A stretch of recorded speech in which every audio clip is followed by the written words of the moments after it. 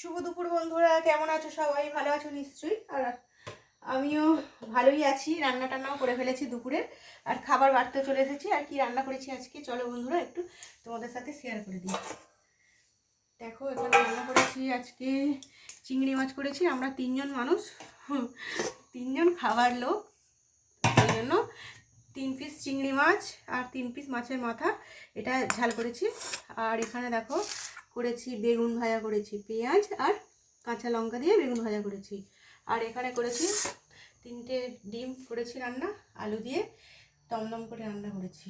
আর এখানে রয়েছে লেবু, লঙ্কা আর একটু টক বানিয়েছি দেখো এখানে মাছ দিয়ে আর কুমড়ো বেগুন টেগুন দিয়ে। এই টকটা খেতে বেশ ভালো লাগে, তো ওই জন্য টকটা বানিয়ে নিয়েছি।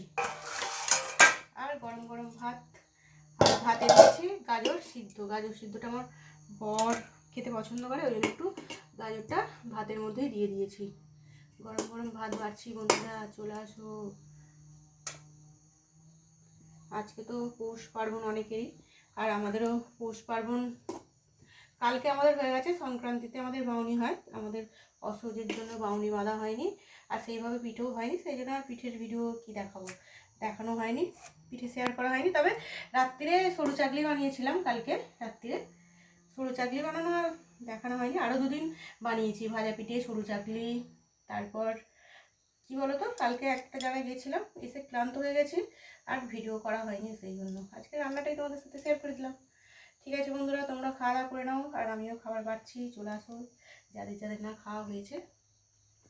আজকের মতো আমার ভিডিওটা এটুকুই। টাটা বন্ধুরা, সবাই খুব খুব ভালো থেকো, আর আমার পাশে থেকো। আমার ভিডিওটা অবশ্যই দেখো, কেমন হচ্ছে একটু কমেন্টে জানিয়ে দিও। টাটা বন্ধুরা।